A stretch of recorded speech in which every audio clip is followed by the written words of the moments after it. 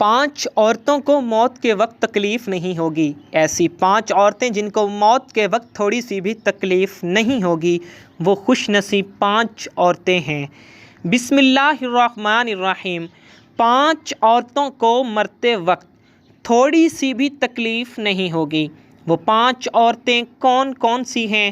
تو جاننے کے لیے ویڈیو کو مکمل دیکھیے گا۔ نزا کے وقت مسلمان کو جو تکلیف ہوتی ہے اس پر اللہ رب العزت کی جانب سے نیکیاں عطا کی جاتی ہیں، جیسا کہ سنن ابن ماجہ میں بروایت حضرت عائشہ صدیقہ رضی اللہ تعالی عنہ مروی ہے کہ رسول اللہ صلی اللہ علیہ وآلہ وسلم ان کے پاس تشریف لائے، اس حال میں کہ ان کے پاس ان کا کوئی قریبی رشتہ دار موت کی سختی میں مبتلا تھا۔ رسول اللہ صلی اللہ علیہ وآلہ وسلم نے مشاہدہ فرما کر حضرت عائشہ صدیقہ رضی اللہ تعالی عنہ سے فرمایا، اپنے رشتہ دار پر غمگین نہ ہو، اس لیے کہ یہ اس کی نیکیاں ہیں۔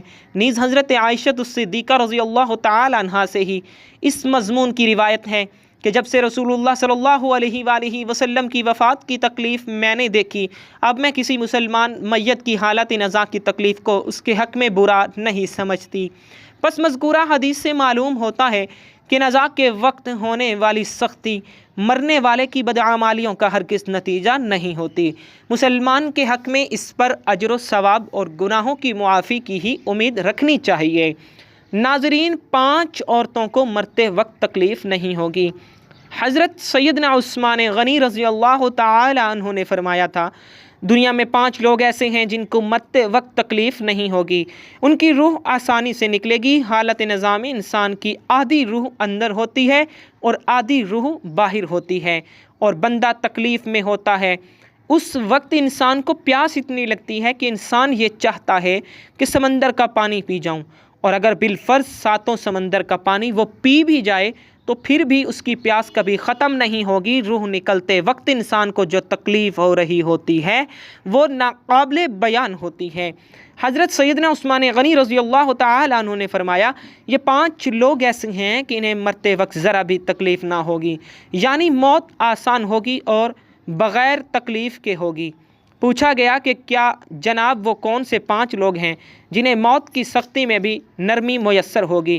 تو فرمانے لگے کہ سب سے پہلا شخص وہ جو اپنے ماں باپ کی موت کے بعد، یعنی ماں باپ کے مرنے کے بعد وراثت کا حصہ اپنی بہنوں کو پہنچانے میں جلدی کرتا ہے، یعنی وراثت کا حصہ اپنی بہنوں کو جلد اور بر وقت پہنچاتا ہے۔ ایسا نہ ہو کہ بہن کے بچے بھوک سے بلکتے رہیں اور تم بہن کے حق پر قبضہ کیے بیٹھے رہو، اور بہن اس انتظار میں رہی کہ میرا بھائی کب مجھے میرے ماں باپ کی وراثت میں سے حصہ دے گا۔ بہت بار یہ بھی دیکھنے میں آتا ہے کہ بہن کی شادی نہیں ہوئی جبکہ والدین دنیا سے رخصت ہو گئے، تو بھائی نے کہا کہ کوئی بات نہیں، جب بہن کی شادی کروں گا تو اس کا حصہ اسے جہیز کی صورت میں دے دوں گا۔ یاد رہے کہ اسلام میں بہنوں کو جہیز دینا فرض نہیں جبکہ ان کا وراثتی حق دینا فرض ہے۔ دراصل عورت کو جہیز دینا یہودیوں کی رسم ہے، اسلام اس کی ترغیب نہیں دیتا، لیکن اسلام میں عورت کا وراثتی حصہ دینا فرض ہے۔ واضح رہے کہ والدین کے ترکہ میں جس طرح ان کی نرینہ اولاد کا حق اور حصہ ہوتا ہے، اسی طرح بیٹیوں کا بھی اس میں شرعی حق اور حصہ ہوتا ہے۔ والدین کے انتقال کے بعد ان کے ترکہ پر بیٹوں کا خود تنہا قبضہ کر لینا اور بہنوں کو ان کے شرعی حصے سے محروم ناجائز اور سخت گناہ ہے۔ بھائیوں پر لازم ہے کہ بہنوں کو ان کا حق اور حصہ اس دنیا میں دے دیں، ورنہ آخرت میں دینا پڑے گا، اور آخرت میں دینا آسان نہیں ہوگا۔ حدیث مبارکہ میں اس پر بڑی وعیدیں آئی ہیں۔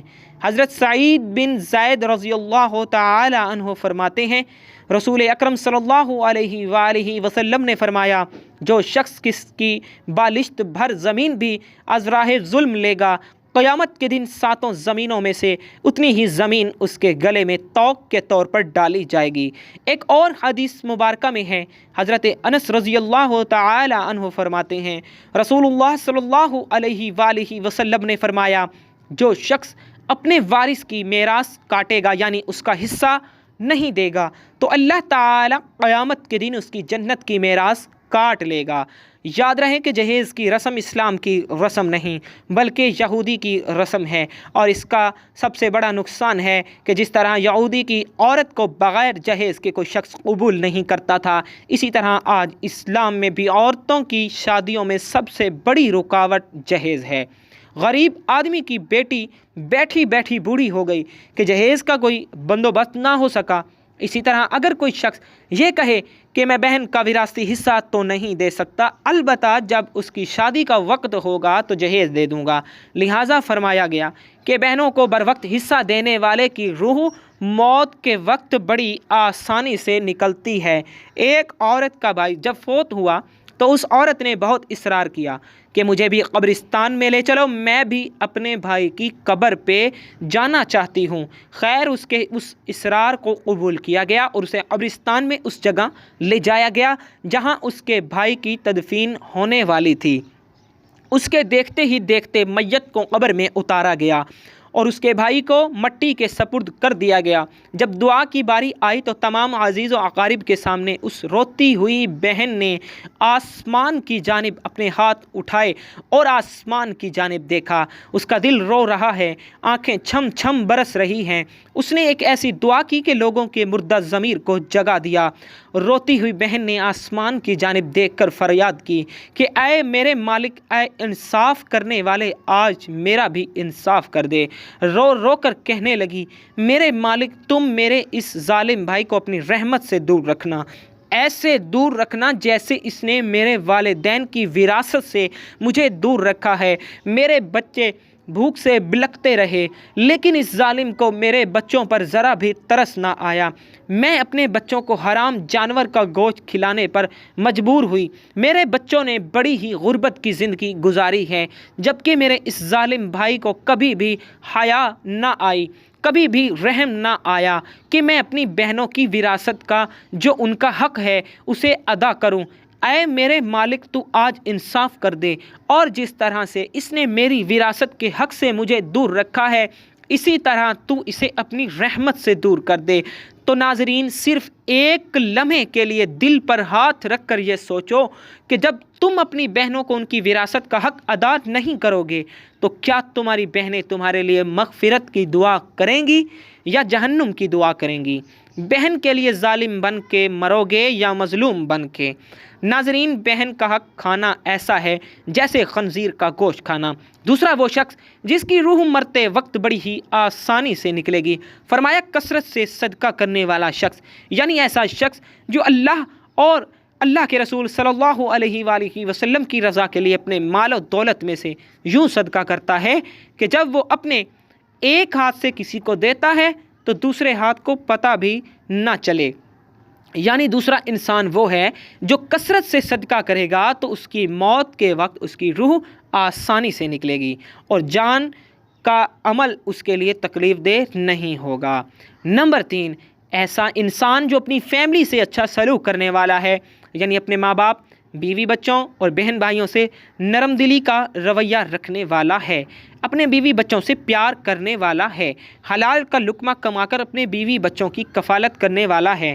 بزرگان دین فرماتے ہیں کہ جب رزق تنگ ہونے لگے تو دسترخوان کو وسیع کر لیا کرو، یعنی اپنے بیوی بچوں پر خرچ کرنا بھی صدقہ ہے، انہیں کھلانا پلانا صدقہ ہے۔ لہٰذا ایسا شخص جو اپنی فیملی پر خرچ کرتا ہو اور ان سے حسن سلوک کرتا ہو تو جب وہ دنیا سے رخصت ہوگا تو اس کی روح نکلنے میں آسانی ہوگی اور اسے کوئی تکلیف بھی نہ ہوگی۔ اسی طرح حضرت عثمان غنی رضی اللہ تعالی عنہ نے، جو شخص یہ سوچ کر نماز ادا کرتا ہے کہ جو نماز وہ ادا کر رہا ہے وہ میرے نبی صلی اللہ علیہ وآلہ وسلم کی آنکھوں کی ٹھنڈک ہے، نماز دین کا ستون ہے، نماز مومن کی معراج ہے، اسلام و کفر میں تفریق ہے، تو 5 وقت کا نمازی موت کے وقت کسی قسم کی سختی میں مبتلا نہ ہوگا۔ پھر فرمایا 5واں وہ شخص ہے جو قرآن کی تلاوت کر ہو، یعنی خود بھی قرآن پڑھتا ہو، دوسروں کو بھی قرآن سکھاتا ہو۔ پھر فرمایا راتوں کی تنہائیوں میں اٹھ کر قرآن پڑھا کرو، قرآن پڑھتے وقت رویا کرو۔ فرمایا کہ اگر رونا نہ بھی آئے تو رونے کی کوشش کر لیا کرو۔ حضرت علی حجویری گنج بخش رحمہ اللہ علیہ سے کسی نے پوچھا کہ حضرت اگر رونے کی کوشش بھی کریں اور پھر بھی رونا نہ آئے تو پھر کیا کریں؟ تو فرمایا کہ پھر اپنے مقدر پہ رویا کرو کہ کیا تم اتنے سنگ دل ہو گئے ہو کہ تمہاری آنکھیں میں آنسو بھی نہیں آتے۔ عائشہ الصدیقہ رضی اللہ تعالی عنہ کہتی ہیں کہ جب سے انہوں نے اللہ کے رسول صلی اللہ علیہ وآلہ وسلم کو موت کے وقت درپیش سختی کا منظر دیکھا ہے، تب سے کسی کی آسان موت پر خوش نہیں ہوتی اور آسان موت نصیب ہونے کی تمنا بھی نہیں کرتی، کیونکہ وہ جان چکی تھیں کہ نہ تو موت کی سختی مرنے والے کے برے انجام کی دلیل ہے اور نہ ہی آسان موت کوئی عزت افزائی کی بات ہے۔ اگر سچ مچ ایسا ہوتا تو اللہ کے رسول صلی اللہ علیہ وآلہ وسلم کو آسان سے آسان تر موت نصیب ہوتی۔ یہی وجہ ہے کہ نہ وہ موت کی سختی کو ناپسند کرتی تھیں اور نہ کسی کی آسان موت پر خوش ہوتی تھیں۔ موت کی سختی کے بارے میں حضرت عائشہ الصدیقہ رضی اللہ تعالی عنہا سے روایت ہے، آپ رضی اللہ تعالی عنہا فرماتی ہیں کہ میں نے رسول اکرم صلی اللہ علیہ وآلہ وسلم کو حالت نزا میں دیکھا۔ آپ صلی اللہ علیہ وآلہ وسلم کے پاس پانی کا ایک پیالہ رکھا ہوا تھا۔ آپ صلی اللہ علیہ وآلہ وسلم اس میں ہاتھ داخل کرتے اور پھر اپنے چہرے پر پھیر لیتے تھے اور فرماتے کہ یا اللہ موت کی سختی میں میری مدد فرما۔ مختلف احادیث مبارکہ سے معلوم ہوتا ہے کہ مومن کی روح بہت آسانی سے نکلتی ہے اور روح کے نکلتے ہی اس کے لیے خوشخبریاں شروع ہو جاتی ہیں، جبکہ کافر کے بارے میں آتا ہے کہ اس کی روح انتہائی سختی کے ساتھ قبض کر لی جاتی ہے اور اسی وقت سے ہی اس کے برے احوال شروع ہو جاتے ہیں۔ البتہ متعدد احادیث مبارکہ میں یہ بھی مذکورہ ہے کہ اللہ تعالیٰ نے موت کے اندر ایک ایسی شدت اور سختی رکھی ہے کہ اس کا احساس دنیا سے جانے والے ہر شخص کو ہوتا ہے، خواہ وہ نیک مسلمان ہو یا بد ہو یا کافر ہو، لیکن مومن پر جو تکلیف آتی ہے وہ اس کے گناہوں کی معافی اور درجات کی بلندی کے لیے ہوتی ہے، جبکہ کافر پر جو تکلیف اس کی بدعمالیوں کی سزا کے طور پر آتی ہے۔ چنانچہ ایک حدیث میں آتا ہے کہ مومن گناہ کرتا ہے، اس وجہ سے اس پر موت کے وقت سختی کی جاتی ہے تاکہ اس کے گناہوں کا کفارہ ہو، اور کافر بھی نیکی کے کام کرتا ہے تو اس پر اس کی موت کے وقت کچھ آسانی کر دی جاتی ہے تاکہ اس کے ان اچھے کاموں کا اس کو بدلہ دے دیا جائے۔ المعجم الکبیر حدیث نمبر 10015۔ اس حدیث سے یہ بات معلوم ہوتی ہے کہ ہر شخص کی موت اس کی دنیا میں کیے گئے اچھے اور برے اعمال کے مطابق ہوتی ہے۔ تاہم حضرات علماء کرام اور محدثین رحمہ اللہ نے یہ لکھا ہے کہ مومن کو جو بھی تکلیف ہوتی ہے، خواہ وہ تکلیف اس کے گناہوں کی بخشش کے لیے ہو یا اس کے درجات کی بلندی کے لیے ہو، وہ حالت نزا عین روح نکلنے کے وقت سے پہلے ہوتی ہے، اور جب اس کی روح نکل رہی ہوتی ہے تو اس وقت اللہ تعالیٰ اس کی تمام تکالیف کو دور فرما کر سہولت اور آسانی سے روح قبض کر لیتے ہیں اور آنے والے مراحل بھی آسان فرما دیتے ہیں۔ اللہ پاک سے دعا ہے کہ ہم سب مسلمانوں کی موت کے وقت کی سختیوں کو دور فرما کر ہمارا خاتمہ ایمان پر نصیب فرمائے، آمین ثم آمین۔ ناظرین، کمنٹ باکس میں اللہ کے 99 ناموں میں سے اور اللہ کے محبوب جناب محمد مصطفیٰ صلی اللہ علیہ وآلہ وسلم کے 99 ناموں میں سے ایک نام ضرور ٹائپ کیجیے گا۔ زندگی رہی تو انشاءاللہ نیکسٹ ویڈیو میں ملیں گے، تب تک کے لیے اللہ حافظ۔